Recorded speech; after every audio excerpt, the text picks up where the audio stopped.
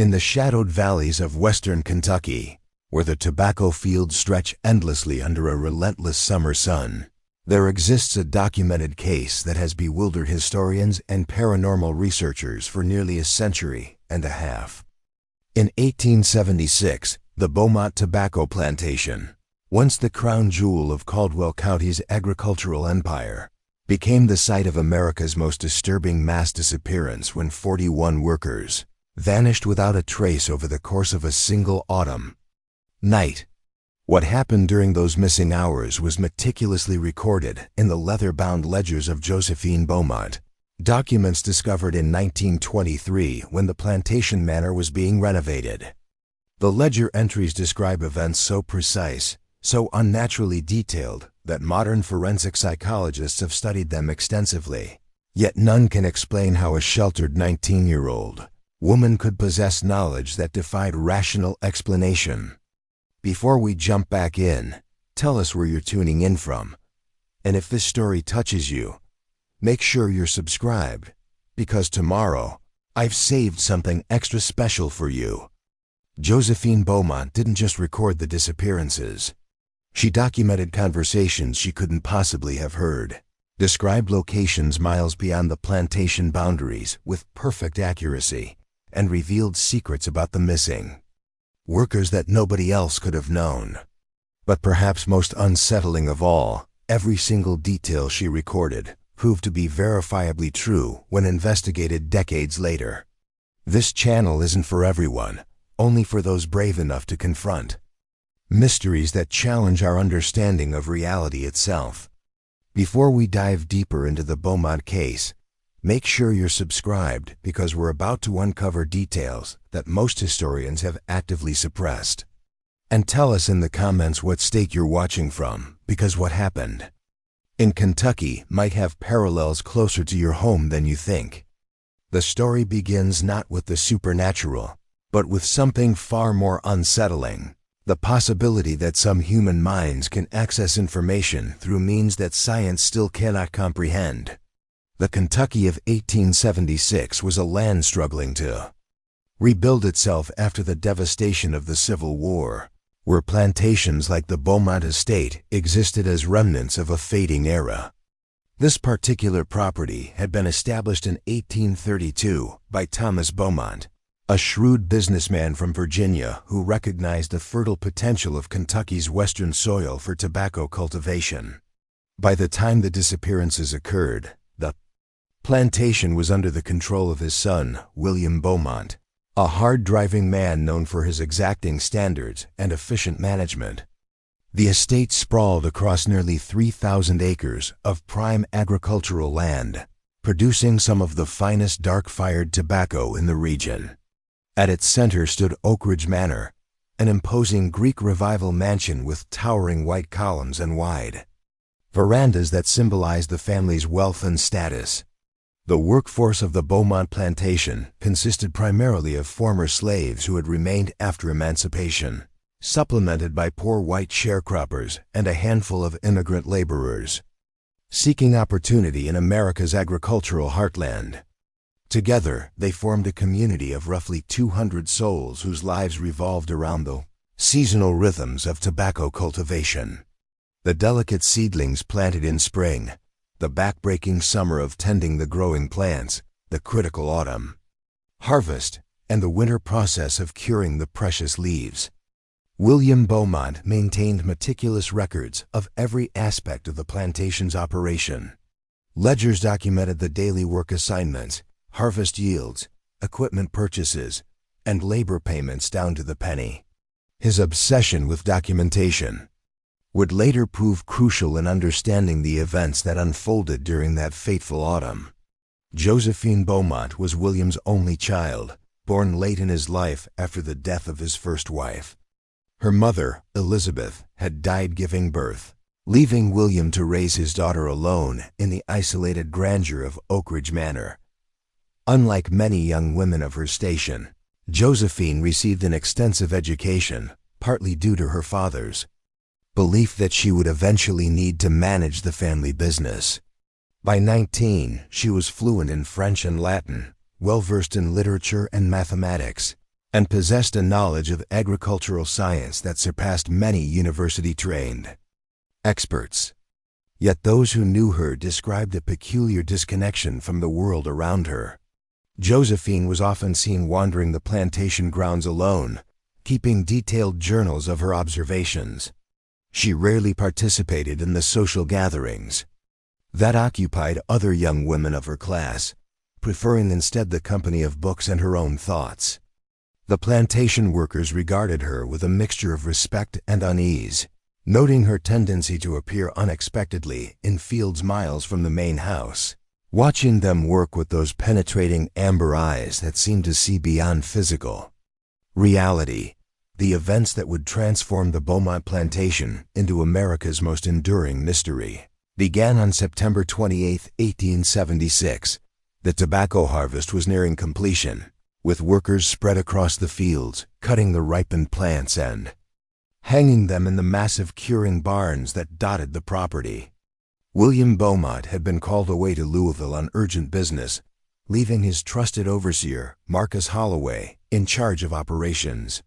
That evening, a strange fog rolled in from the river, unusually thick and lingering close to the ground. Workers returning from the fields reported difficulty finding their way back to the cabins that housed them, with some claiming the fog seemed to move with purpose, swirling around their ankles and obscuring familiar landmarks. By sunset, the mist had enveloped the entire plantation in a shroud so dense that lanterns were barely visible beyond arm's length. Josephine recorded these details in her journal with clinical precision, noting the sulfurous odor of the fog and its unnatural resistance to evening breezes. She described workers gathering in the largest curing barn as visibility diminished, conducting an impromptu head count to ensure everyone had returned safely from the fields. According to her entry, dated 7:45 p.m., 41 workers were unaccounted. 4. What happened next defies conventional explanation. Josephine's journal describes a search party forming, led by Marcus Holloway and consisting of 12 men carrying lanterns and shotguns. They set out into the fog-shrouded fields, calling the names of the missing workers. Her account details their path with remarkable specificity, naming fields they visited and the order of their search pattern. Yet Josephine remained at the manor house throughout this time, physically unable to witness these events. Preparing and narrating this story took us a lot of time, so if you are enjoying it, subscribe to our channel. It means a lot to us. Now back to the story. More incredibly, she recorded conversations between search party members, documenting their growing fear as they discovered abandoned tools in the fields, a child's doll dropped in fresh mud, and finally, at the far eastern boundary of the plantation, a scene that would haunt the community for generations. They found the fog thickest at Crescent Field, she wrote. The lanterns could not penetrate more than a few inches. Marcus called for the men to link arms to avoid becoming separated. Elijah Thompson was the first to feel it beneath his boots. The ground was vibrating, pulsing like a living heart. Samuel Jackson screamed when his lantern illuminated a patch of earth that appeared to be breathing, rising and falling in gentle rhythm. Jefferson Clark fired his shotgun in panic when he saw human fingers emerging from the soil, grasping at the air before sinking back into the earth. The search party returned to the main house just after midnight, their numbers reduced to 9. 3 men had apparently vanished during the search itself, separated from their companions when the fog momentarily thickened around them. The survivors, according to Josephine's account, were nearly incoherent with terror. Marcus Holloway ordered the remaining workers to barricade themselves in the curing barns and main house buildings. No one was to venture outside before daybreak. Josephine's journal entry for that night continues for several more pages, describing events occurring simultaneously across different parts of the plantation. She detailed workers huddled in the north barn, hearing voices calling their names. From the fog outside, voices they recognized as belonging to the missing. She recorded the exact words of prayers offered by elderly workers in the cookhouse, and the desperate conversations of mothers trying to calm frightened children in the family cabins. Most disturbing of all, she described what was happening to the missing workers themselves. Her writing becomes more fragmented here, as if struggling to capture experiences beyond normal human perception. She wrote of the earth consuming them slowly, of consciousness persisting as flesh merges with soil, and of thoughts transferring from dying minds into the ground itself, creating a network of awareness spreading beneath the plantation like roots of an ancient tree. By dawn on September 29th, the fog had dissipated completely. The morning sun revealed no obvious signs of the previous night's horror. The field stood empty and still, tools left where they had been dropped when workers fled the approaching fog. No bodies were found, no blood stained the rich Kentucky soil. The only physical evidence was a series of unusual depressions in the earth of Crescent Field. Roughly human-shaped indentations, as if 41 people had lain down on the soft ground and been partially absorbed into it. When William Beaumont returned from Louisville 2 days later, he found his plantation in chaos. More than a third of his workforce had vanished without explanation. The remaining workers refused to enter the fields, particularly as sunset approached. Marcus Holloway, a man known for his practical nature and steadfast reliability, could offer no rational explanation for what had occurred, only a jumbled account of unnatural fog and earth that seemed to breathe with malevolent purpose. It was Josephine's journal that provided the most comprehensive record of events, yet raised the most troubling questions. How could she have known details of conversations and events that occurred far from her presence?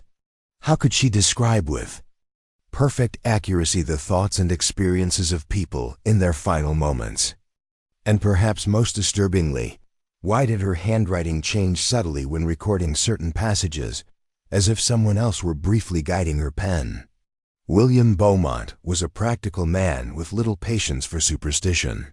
He initially dismissed the disappearances as a case of mass desertion, suggesting the workers had coordinated their departure to seek better opportunities elsewhere. But this explanation failed to account for several troubling facts. The missing individuals had left behind all personal possessions, including money saved from their wages. Many had left family members behind, spouses, children, parents who insisted their loved ones would never have abandoned them voluntarily.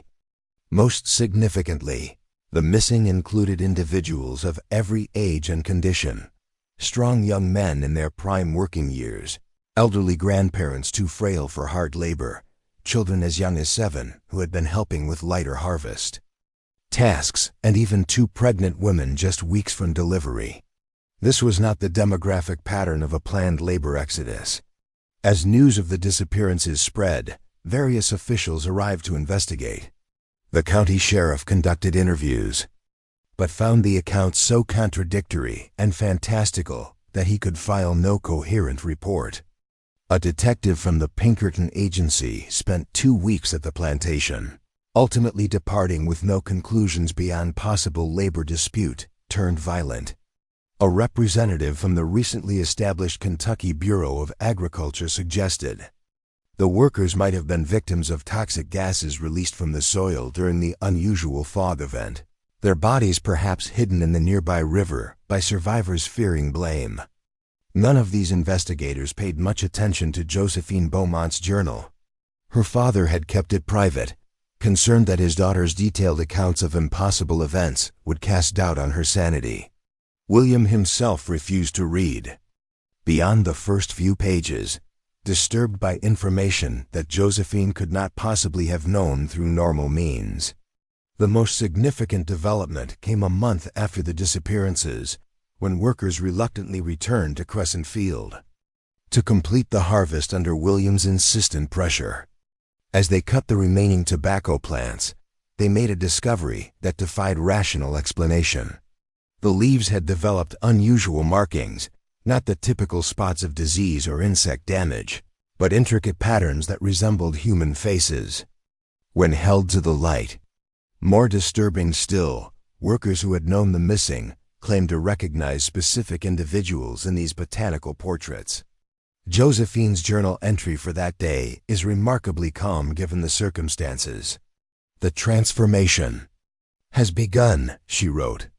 "They are returning in a new form, their essence absorbed by the plants they tended in life. Father refuses to see what is plainly evident to anyone who looks closely at the leaf patterns. The tobacco from Crescent Field must not be sold or smoked. Their consciousness persists within it." William Beaumont dismissed his daughter's concerns and processed the harvest as planned. The tobacco from Crescent Field was cured, packed, and shipped to markets across America and Europe. Josephine's journal tracks its distribution with alarming precision, naming specific merchants and customers who purchased the leaf without knowing its terrible origin. Throughout the winter of 1876 to 1877, reports began emerging of unusual experiences among tobacco users across the country. Smokers described vivid dreams of Kentucky fields they had never visited. Some claimed to hear whispered voices in the moment, between wakefulness and sleep, speaking of rich soil and endless work. A few reported more disturbing visions, the sensation of being slowly absorbed into the earth, of merging with something vast and ancient that pulsed beneath the ground. Most of these accounts were dismissed as the product of overwrought imaginations or the hallucinatory effects of nicotine. But Josephine Beaumont recorded them all in her increasingly voluminous journals, somehow knowing details that couldn't possibly have reached her isolated Kentucky plantation. She documented the exact words of a Louisiana merchant who fell into a trance while testing the Beaumont tobacco, the precise visions experienced by a New York socialite who claimed her cigarette smoke formed human faces in the air of her parlor, the nightmares that drove a Boston businessman to burn his entire supply of Kentucky leaf after waking screaming for 3 consecutive nights. As winter turned to spring, the Beaumont plantation struggled to rebuild its workforce. The reputation of the mysterious disappearances had spread throughout the region, making new workers reluctant to sign on despite William's offers of increased wages. Those who did take employment insisted on lodging in the nearby town rather than staying on plantation grounds, and few would remain in the fields past mid-afternoon, regardless of how much work remained to be done. Josephine's behavior grew increasingly erratic during this period. Servants reported finding her in Crescent Field at dawn, her nightgown soaked with dew as she lay face down on the earth, seemingly listening to something beneath the soil. She began filling her bedroom with tobacco plants grown from seeds she had collected from the previous harvest, tending them with obsessive care and speaking to them in hushed tones when she thought no one was listening. Most alarming to her, Father, was her growing insistence that she could communicate with the missing workers. "They are not dead," she wrote in February 1877. "Death is merely a transition from one state of being to another. They have become part of something older and more vast than human comprehension can encompass. The soil of this plantation has been absorbing consciousness for centuries, creating a collective mind that extends beneath the surface. The 41 who disappeared are simply the most recent additions to this growing awareness." William Beaumont, deeply concerned for his daughter's mental state, consulted physicians from as far away as Cincinnati. Various diagnoses were offered: nervous exhaustion, feminine hysteria, a brain fever brought on by excessive intellectual stimulation inappropriate for a young woman's constitution. Treatments ranged from rest cures to cold water therapy to sedatives. That left Josephine barely conscious for days at a time. None of these interventions altered her conviction that she was receiving communications from the missing workers through some unexplained connection. More disturbingly, she continued to record information she couldn't possibly know, conversations occurring miles away, secrets known only to individuals who had never shared them, future events described with uncanny accuracy days before they occurred. By late spring, William had reluctantly come to a difficult decision. Arrangements were made for Josephine to be institutionalized at the newly established Western Kentucky Asylum for the Insane in Hopkinsville, where her condition could be properly managed away from the environment that seemed to be feeding her delusions. The date for her transfer was set for May 15, 1877. Josephine learned of these plans through means her father couldn't comprehend. The information had been discussed only in his private correspondence with the asylum administrators. On the night of May 14th, the eve of her planned removal, she made a final journal entry that would later be studied by psychologists and paranormal researchers for generations. The 41 are not the first to join the collective awareness beneath Beaumont soil.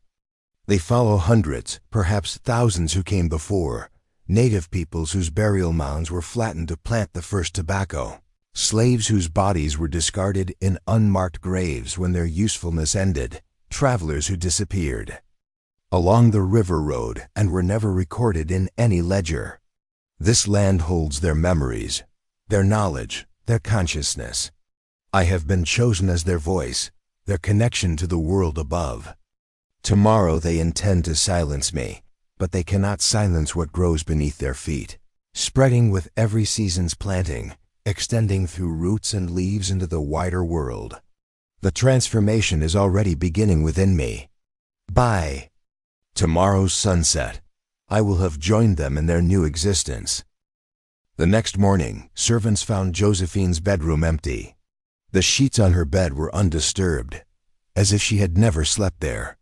The dozens of tobacco plants she had been cultivating appeared unusually vigorous, their leaves larger and more vibrant than seemed natural for their age.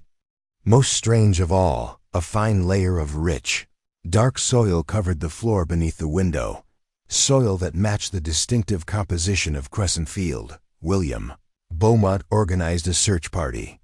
Immediately, convinced his daughter had fled to avoid institutionalization.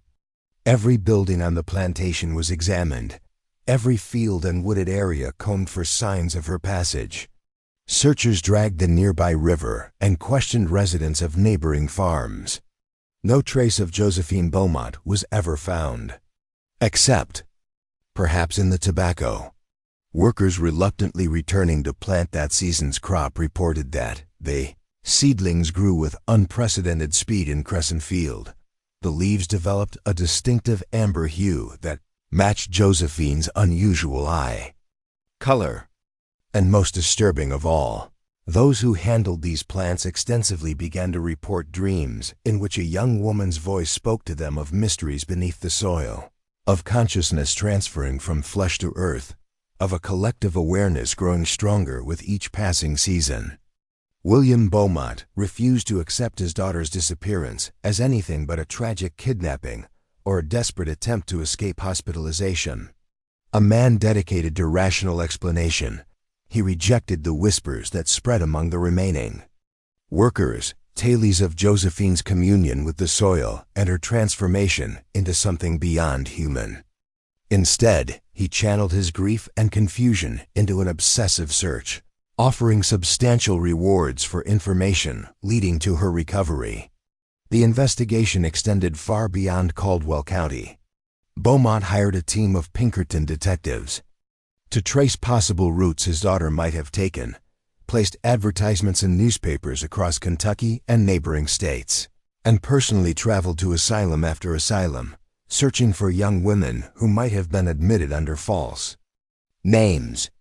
His efforts yielded nothing but dead ends and mounting expenses that began to strain even the considerable Beaumont fortune. As summer progressed, Crescent Field continued to display troubling anomalies. The tobacco plants grew with unnatural vigor, reaching heights that veteran workers had never witnessed. Their leaves developed complex patterns that seemed to shift when viewed from different angles, revealing what some claimed were human faces in the veined structures. Most disturbing, several workers reported hearing whispered voices when alone among the plants, often speaking their names or referencing personal details they had never shared. Marcus Holloway, still serving as overseer despite his traumatic experience during the disappearances, attempted to maintain order through pragmatic management. He attributed the unusual plant growth to particularly favorable weather conditions and the voice phenomena to the understandable anxiety of a workforce still processing mass tragedy. But privately, he began documenting his own strange experiences. In a journal that would later provide crucial corroboration for Josephine's inexplicable accounts. Walked through Crescent Field alone at dawn, he wrote on July 3, 1877. The air was thick with moisture, not quite fog but heavier than normal humidity. For nearly 10 minutes, I heard what sounded like Josephine Beaumont reciting passages from her favorite book, Wordsworth's poems, though no other human was present. When I reached the center of the field, I experienced a sensation I can only describe as thoughts entering my mind that were not my own, knowledge of conversations that occurred yesterday in Mr. Beaumont's study, which I could not possibly have overheard from my cabin.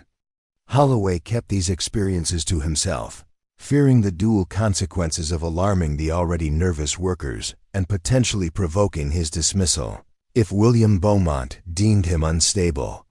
Instead, he began spending more time in Crescent Field, systematically documenting the phenomena and attempting to establish patterns or triggers for the unusual occurrences. By late July, the tobacco in Crescent Field had reached harvestable maturity weeks ahead of normal schedules. William Beaumont, still focused on finding his daughter, but mindful of his business responsibilities, ordered the cutting to begin. The workers approached this task with visible reluctance, many performing protective rituals from various spiritual traditions before entering the field. Some refused outright, preferring to forfeit wages rather than handle plants they had come to view as somehow sentient. The harvest itself was marked by incidents that defied rational explanation. Tools left unattended would be found moved to different locations. Several workers reported feeling unseen hands guiding their movements during cutting and hanging procedures. Most dramatically, a young man named Isaiah Johnson collapsed in convulsions after wiping sweat from his brow with a tobacco-stained hand, then spent 3 hours speaking in voices recognized by others as belonging to several of the disappeared workers. The most significant development came during the initial curing process. As the harvested plants dried in the massive barns, workers noticed unusual condensation forming on the wooden support beams above. The moisture collected and dripped onto the earth floor, creating small puddles that refused to be absorbed by the ground. Marcus Holloway, investigating this phenomenon, was astonished to discover that the liquid was not water but a clear fluid that, when examined closely, contained tiny suspended particles resembling human cells. He collected samples in glass vials, intending to have them analyzed by scientific authorities. But before he could send them, a more immediate concern emerged. Workers responsible for turning the drying tobacco leaves began reporting dreams of startling specificity and consistency.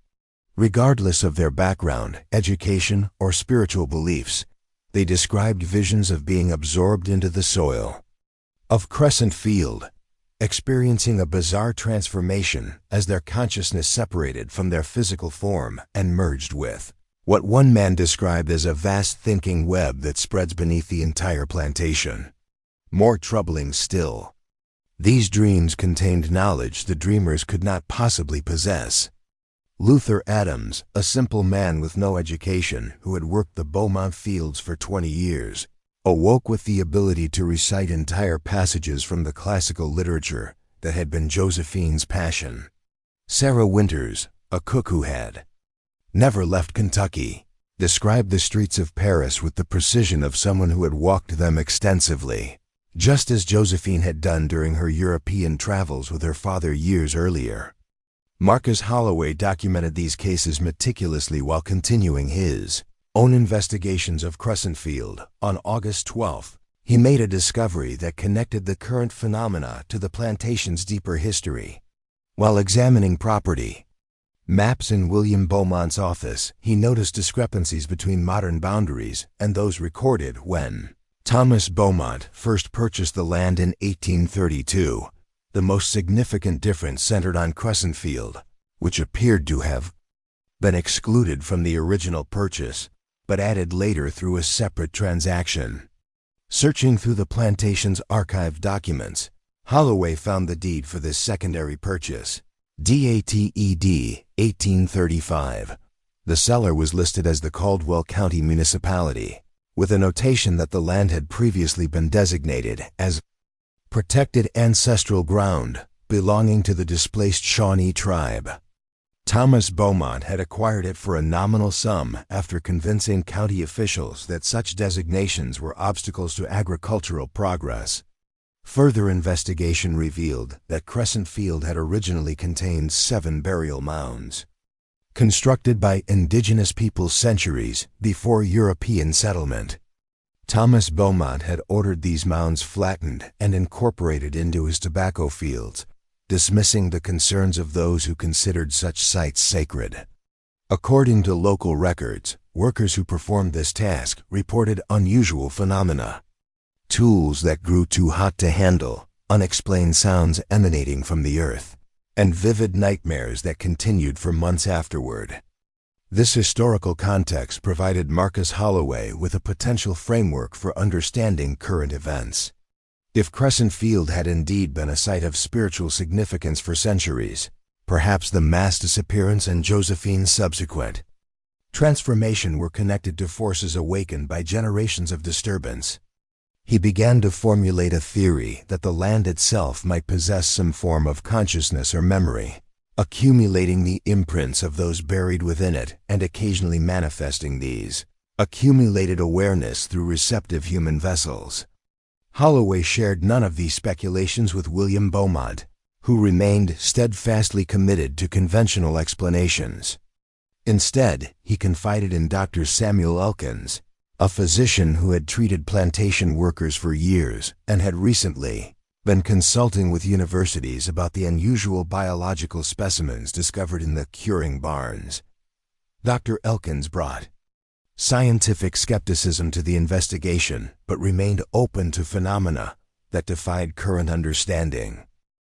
After examining the liquid samples and interviewing affected workers, he proposed what he called a biological consciousness transfer theory, the possibility that human awareness could, under specific conditions, transfer into plant matter through processes not yet understood by science. We know that the human body contains electrical impulses similar in some ways to those found in certain plant species, he wrote in his notes after visiting the plantation in late August. Is it possible that under specific environmental conditions, these patterns of electrical activity might transfer from one organism to another? The tobacco plant, with its unique chemical properties and neural-like structure, might serve as a particularly effective medium for such transfers. While scientifically speculative, Dr. Elkins' theories provided a framework that acknowledged the experiences reported by dozens of witnesses while avoiding supernatural explanations. For Marcus Holloway, caught between his empirical observations and his desire to understand what had happened to people he had supervised for years, this middle path offered a way to continue his investigation without descending into superstition. As the cured tobacco moved to the processing stage, William Beaumont faced a difficult business decision. The crop from Crescent Field displayed exceptional quality by conventional standards, richer color, more complex flavor profiles, and greater weight per leaf than any previous harvest.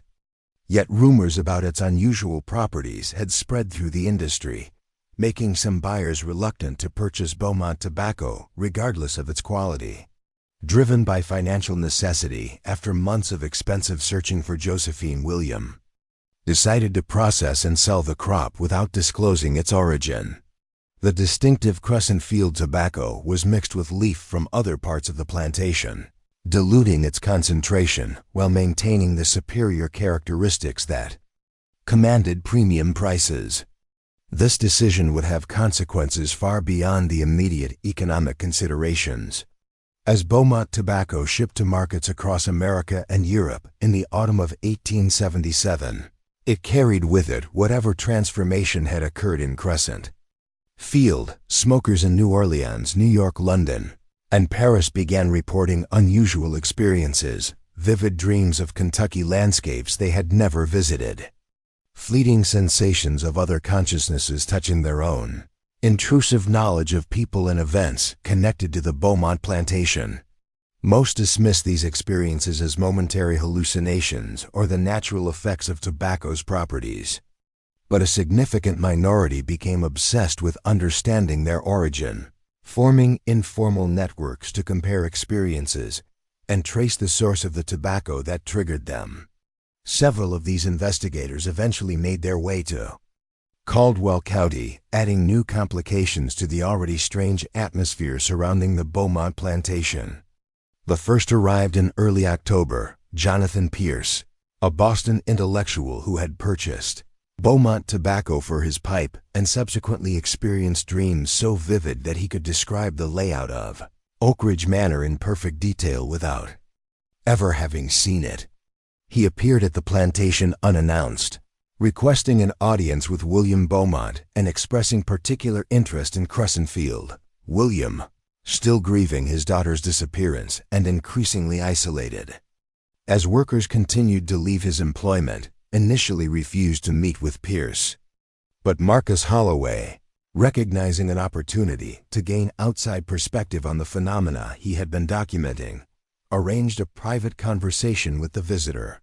Pierce described experiences strikingly similar to those reported by Plantation workers, dreams of merging with the soil, intrusive thoughts that seemed to originate outside his own mind, and most specifically, recurring visions of a young woman with amber eyes who spoke of consciousness transferring between different forms of matter.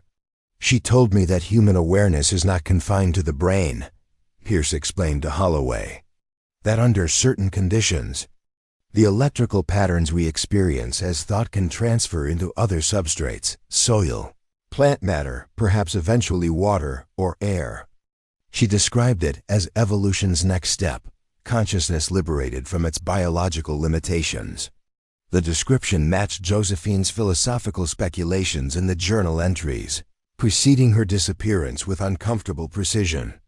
Pierce could not possibly have read these private writings, yet he articulated concepts that Holloway recognized immediately from the missing woman's final documented thoughts. More visitors followed as autumn progressed.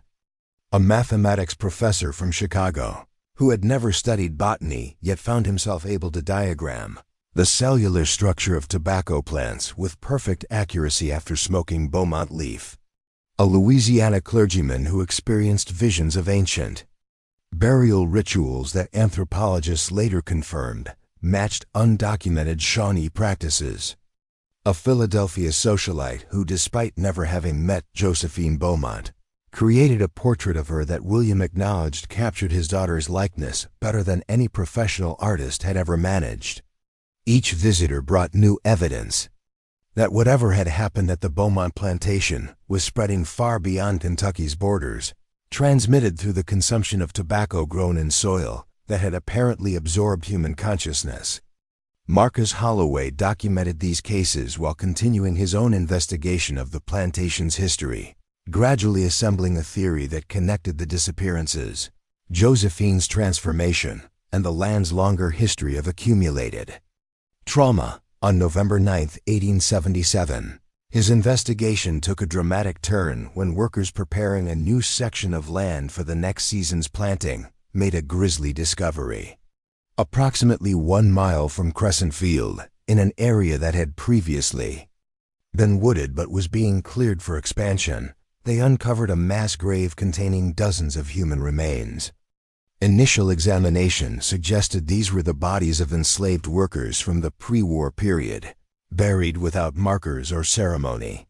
Most disturbing was evidence that many had died violently, with fractures and other injuries consistent with severe physical abuse.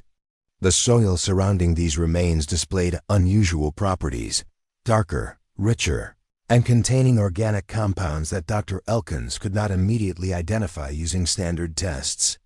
For Marcus Holloway, This discovery provided crucial context for understanding the plantation's accumulated history. Crescent Field had been indigenous burial ground before being converted to agriculture. The newly discovered mass grave suggested that Thomas Beaumont had systematically disposed of enslaved workers who died under brutal conditions.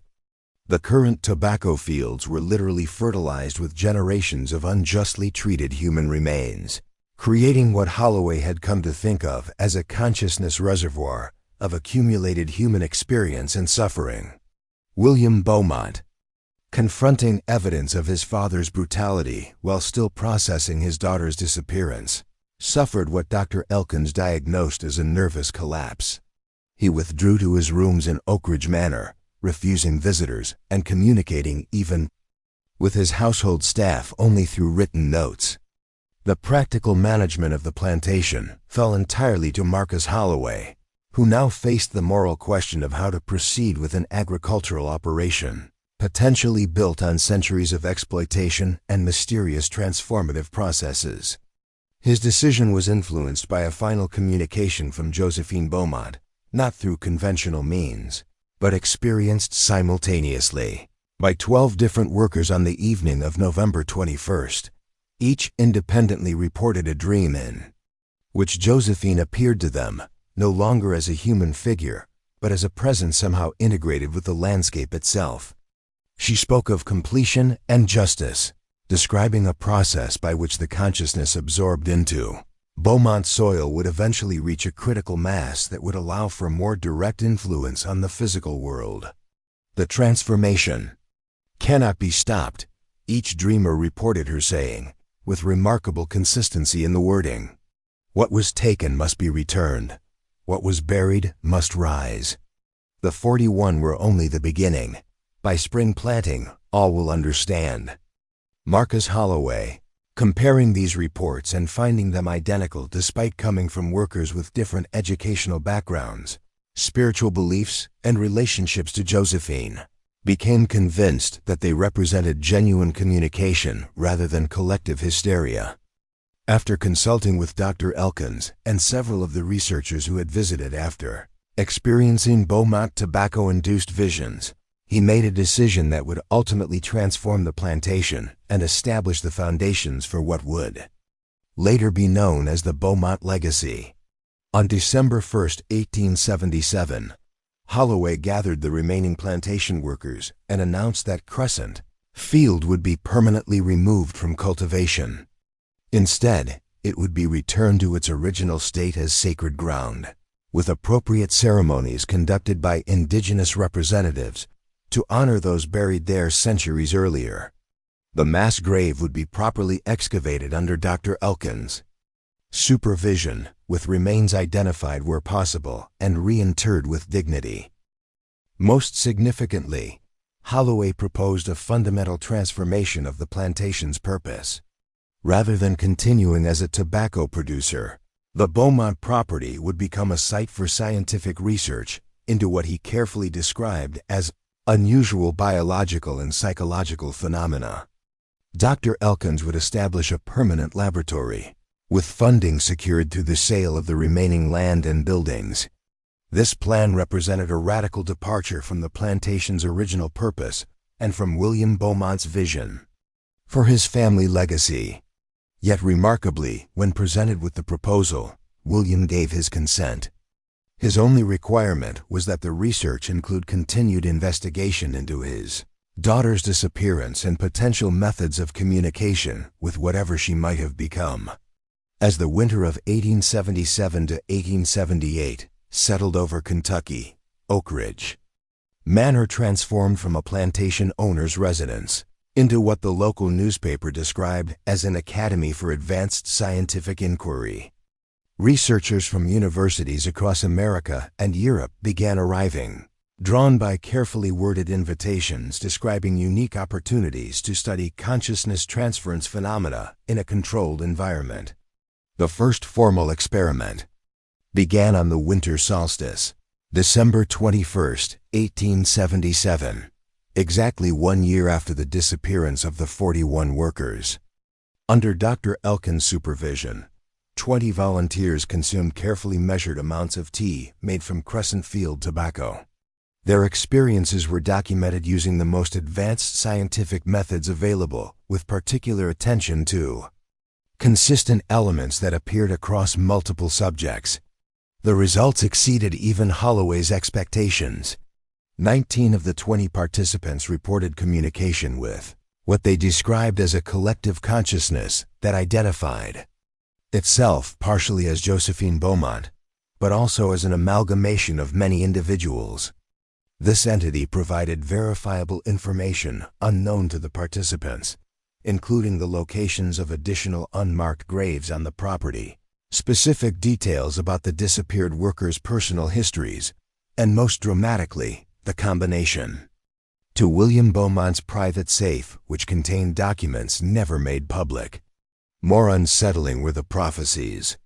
Multiple participants emerged from their tobacco-induced trances with identical predictions about the plantation's future. They spoke of spring bringing a great awakening, when the consciousness absorbed into the soil would manifest in more direct ways. They described Crescent Field becoming a nexus for inexplicable phenomena that would force science to reconsider fundamental assumptions about the nature of awareness and its relationship to physical matter. And with remarkable consistency, they relayed a message that appeared to come directly from Josephine. I am not lost. I am transformed. What you perceive as death is merely transition. By spring, I will show you the true nature of consciousness, unbound by flesh and bone. Prepare to witness the Beaumont legacy. Up next, you've got 2 more standout stories right on your screen. If this one hit the mark, you won't want to pass these up. Just click and check them out. And don't forget to subscribe and turn on the notification bell so you don't miss any upload from us.